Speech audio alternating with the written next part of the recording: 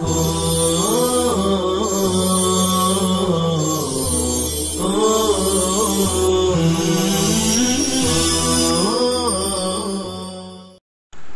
لله رب العالمين والعاقبة للمتقين والصلاة والسلام على سيد الأنبياء وأفضل المرسلين وآله وصحبه أجمعين.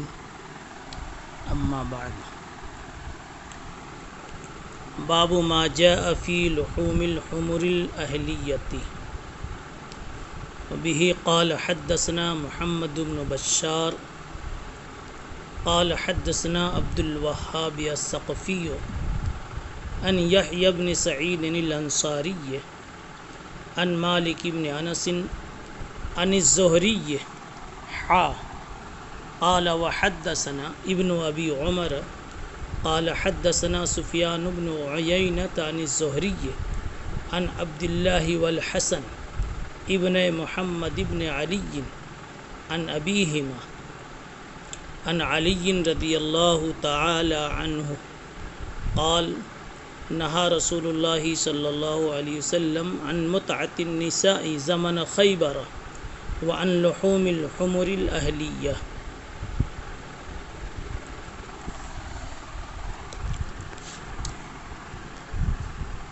عنوان ہے کہ پالتو گدھوں کے گوشت کے متعلق آئی ہوئی احادیث اور روایات کا بیان، یعنی احادیث مبارکہ، روایات مبارکہ پالتو گدھوں کے گوشت کے بارے میں کیا کہتی، وہ حلال ہے یا حرام ہے.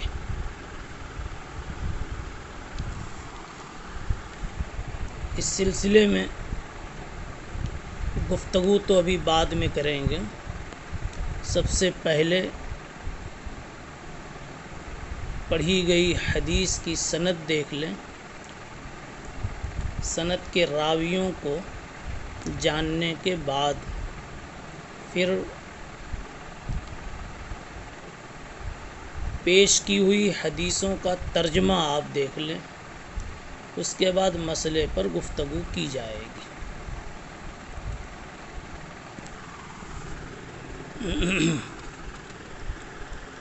محمد ابن بشار یہ پہلا نام ہے، اور محمد ابن بشار کے بارے میں پہلے آپ کو بتایا جا چکا ہے کہ امام ترمذی رحمۃ اللہ علیہ کے وہ استاذ ہیں جو بندار کے لقب سے اپنی کثرت روایات کی بنیاد پر یاد کیے جاتے ہیں.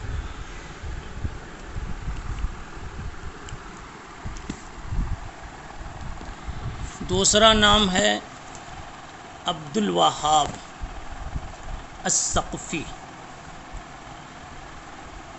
عبد الوہاب کے والد کا نام عبد المجید ابن سلط ہے. قبیلہ بنو ثقیف سے تعلق رکھتے تھے، بصرہ کے رہنے والے تھے. صحاح ستہ کے راویوں میں ہیں، بلکہ امام احمد ابن حنبل، اسحاق ابن راہوے نے بھی ان سے روایتیں لی ہیں.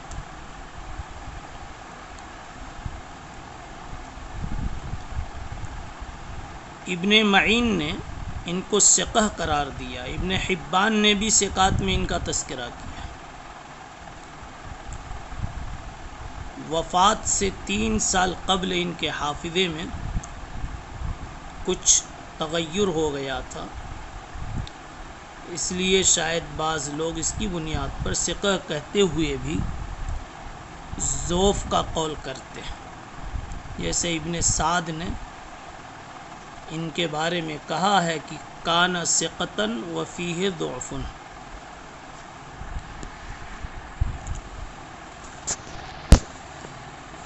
اگلا نام یحییٰ ابن سعید الانصاری کے بعد یہ ہے یحییٰ ابن سعید الانصاری. یہ نام آپ کے سامنے بخاری شریف کی حدیث کے ذیل میں آ چکا ہے، اس کا تعارف بھی دیا جا چکا ہے۔ مدینہ کے قاضی تھے،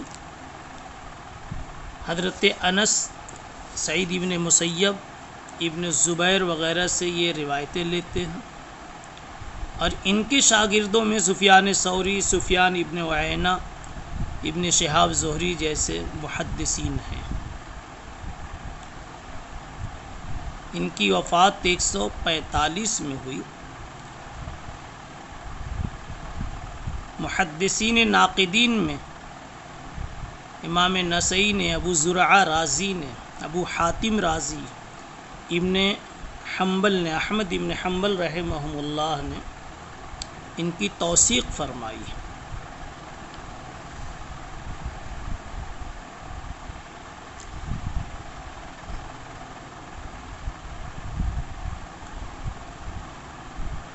آگے ایک نام آپ کو ملے گا ابن شہاب زہری، ان پر بھی گفتگو ہو چکی ہے۔ تحویل کے بعد اب پھر دیکھیے، پہلا نام ہے ابن ابی عمر، یہ محمد ابن یحییٰ ابن ابی عمر ہے، مکی ہیں، ابن عیینہ کے خاص شاگردوں میں، اسی لیے یہ ابن عیینہ سے یہاں لے رہے ہیں۔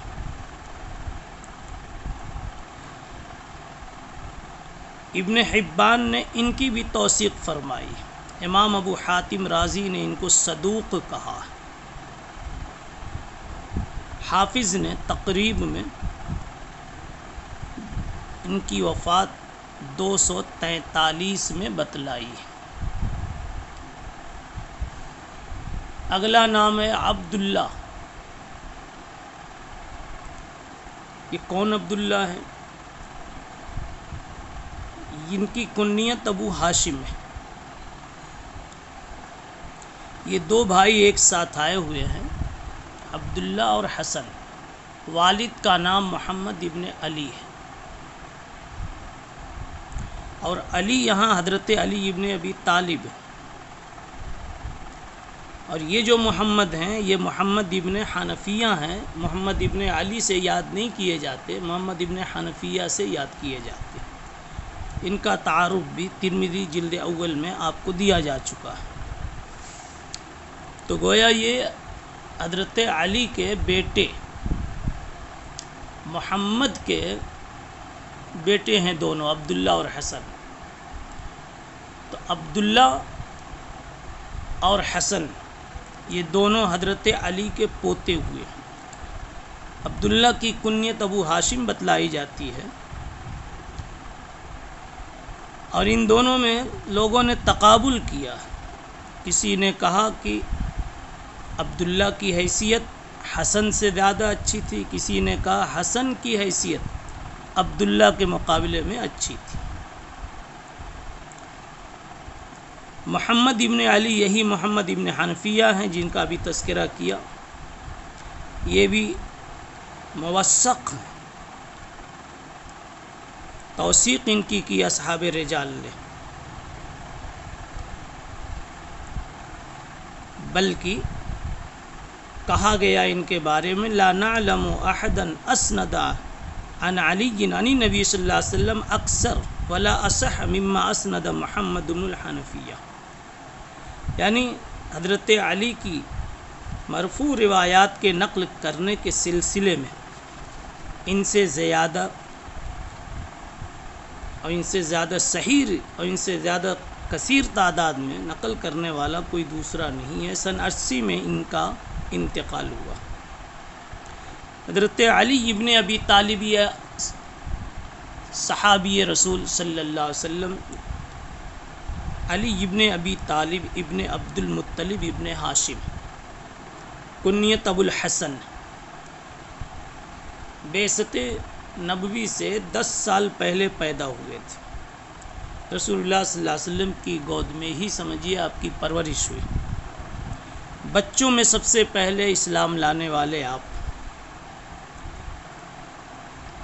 بے شمار فضائل ان کے ہیں جو کتب احادیث میں مناقب کے بیان میں مذکور ہیں۔ 5 سال خلیفہ رہ کر سن 40 ہجری بروز جمعہ 63 سال کی عمر میں انتقال فرمایا۔ کل روایات 586 بتلائی جاتی ہے۔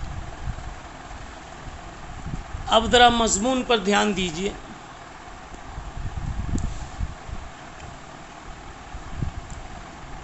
نہا رسول اللہ صلی اللہ علیہ وسلم عن متعۃ النساء زمن خیبر، اللہ کے نبی صلی اللہ علیہ وسلم نے روکا متعۃ النساء سے خیبر کے زمانے میں، اور پالتو گدھوں کے گوشت سے، بستیوں میں رہنے والے گدھے مراد ہیں۔ متعۃ النساء متعہ کے تعلق سے بخاری شریف جلد ثانی کے سبق میں ابھی جلد ہی تفصیل بتلائی جا چکی ہے۔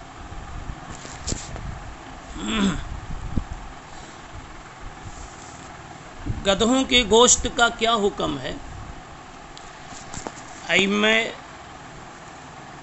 اربعہ میں سے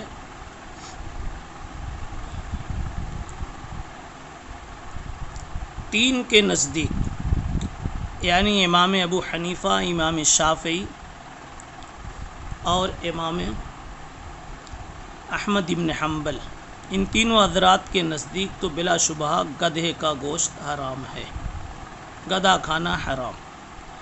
البتہ امام مالک رحمۃ اللہ علیہ سے اس سلسلے میں 3 روایات، ایک روایت کراہت کی ہے،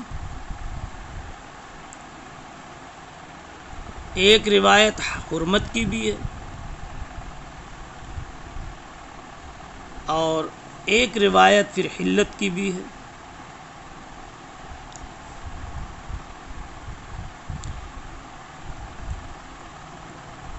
ائمہ کا اس مسئلے میں جو استدلال ہے وہ سامنے کی روایت سے ہے کہ نہا رسول اللہ صلی اللہ علیہ وسلم عن متعۃ النساء وزمن خیبر وعن لحوم الحمر الاہلیہ، یہ حدیث باب حرمت پر دلالت کر رہی ہے۔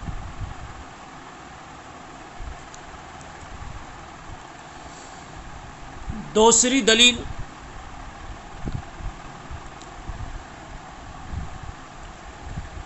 حضرت ابو ہریرہ رضی اللہ تعالی عنہ، یعنی آپ یہاں 2 سطر کے بعد دیکھیں، بیچ میں جو بہی قال حدثنا سعید بن عبد الرحمن ہے، وہ وہی بات ہے جو بیچ میں ہم نے بھی بتایا کہ محمد ابن علی کے جو 2 لڑکے ہیں عبداللہ اور حسن، دونوں میں تفاضل کی بات کہی گئی، اسی کو امام ترمذی نے یہاں بیان کیا ہے۔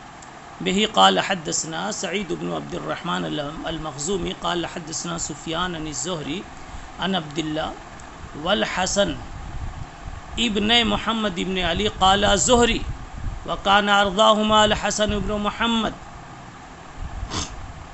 یہاں بتایا کہ زیادہ پسندیدہ حسن ابن محمد ہے،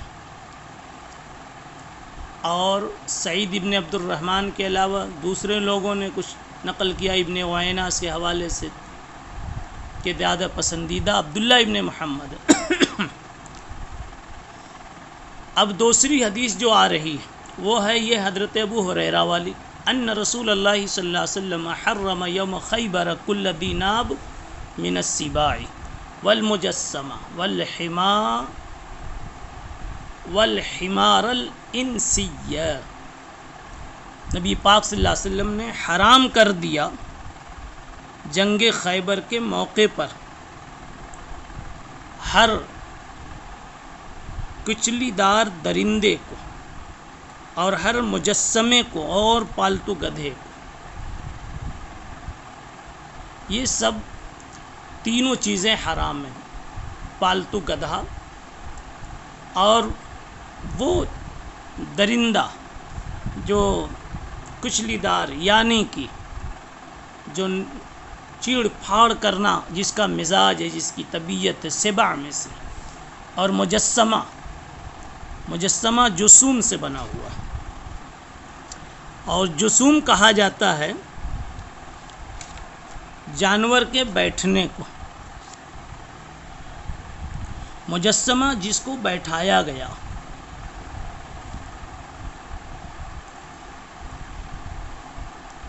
کچھ لوگ ایسا کرتے تھے، جانور کو بیٹھا کر باندھ کر نشانہ لگاتے تھے، مشق کرتے تھے۔ اس طرح جانوروں کو تکلیف ہوتی تھی اور پھر وہ اس طرح شکار کرتے تھے۔ آپ صلی اللہ علیہ وسلم نے اس طرح کے جانور سے منع کیا۔ البتہ اس میں تھوڑی سی تفصیل ہے کہ ایسا ہی کرنے سے کہ نشانہ بنا کر مارا، مر گیا، ذبح کی نوبت نہیں آئی تو حرام ہے، اور اگر نشانہ بنا کر مارا اور اتنا لاغر دبلا کمزور ہو کے گر گیا کہ آپ نے پھر ذبح کیا تو حلال تو ہے، لیکن ایسا کرنا اور اس طرح تکلیف پہنچانا جانور کو شریعت میں درست نہیں ہے۔ تو حرمت کی یہ دوسری روایت، پہلی روایت اوپر حضرت علی ابن ابی طالب والی، اور یہ دوسری روایت حضرت ابو ہریرہ کی ہے۔ یہ دو روایتیں یہاں ہیں، دونوں سے گدھے کا حرام ہونا معلوم ہوتا ہے۔ البتہ ابو داؤد شریف میں ایک روایت ہے جس سے کچھ علت کا پتہ چلتا ہے، لیکن لوگوں نے اس کا جواب دے کر صاف کر دیا۔ ابو داؤد میں ایک روایت ہے، غالب ابن ابجر رضی اللہ عنہ کہتے ہیں کہ قحط سالی ہوئی، میرے پاس کوئی مال نہیں تھا کہ میں اپنے گھر والوں کو کھلاؤں، کچھ گدھے تھے اپنے پاس۔ حضور پاک صلی اللہ علیہ وسلم نے ادھر گدھے کا گوشت حرام کر دیا تھا۔ میں نے حاضر ہو کر عرض کیا، یا رسول اللہ، قحط سالی میں کیا کریں، کوئی دوسری چیز تو ہے نہیں، ہاں گدھے ہیں موٹے موٹے۔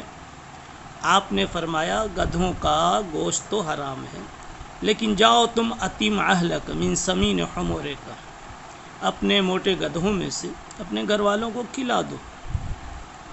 میں نے جو حرام کیا تھا، انما حرمتها من اجل جوال القریہ، اس لیے حرام کیا تھا کہ گاؤں کے باہر وہ گھومتے رہتے ہیں، گندگی کھاتے رہتے ہیں۔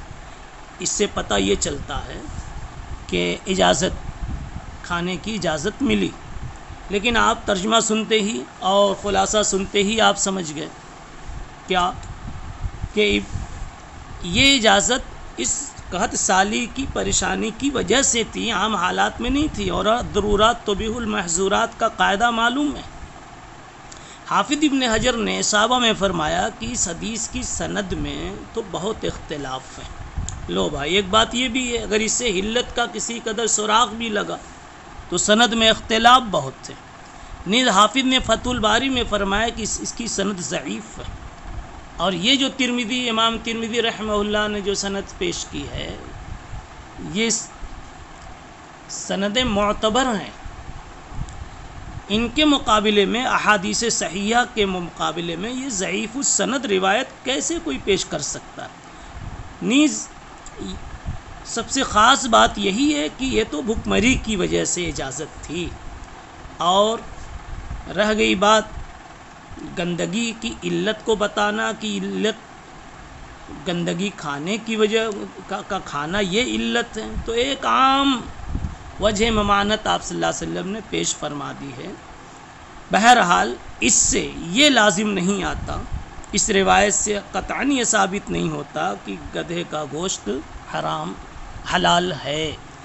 ان حرام کرنے والی روایات کے ہوتے ہوئے ایک نہیں 10 روایت ہے۔ خود بخاری شریف میں بھی روایت ہے کہ آپ صلی اللہ علیہ وسلم نے گدھے کا گوشت حرام فرمایا۔ متعدد صحابہ کرام نے فرمایا۔ حضرت انس بن مالک فرماتے ہیں کہ ہماری روایت، انہوں نے اپنی ایک روایت فرمائی، اس میں، اور وہ بخاری شریف کی ہے، کہ اس میں ان اللہ ورسولہ ینہیانکم عن لحوم الحمر الاہلیہ فانہا رجس فاکفئت القدور وانا لتفور باللحم۔ تو اس طرح سے ایک دو نہیں دسیوں روایت ہے بخاری شریف میں، مسلم شریف میں، ابو داؤد شریف میں، نسائی ابن ماجہ میں، اس کے سامنے یہ روایت جو غالب ابن ابجر کی ابو داؤد کے حوالے سے پیش کی گئی، یا تو یہ موجہ ہے، مؤول ہے، یا یہ کہ ضعیف ہونے کی وجہ سے متروک ہے۔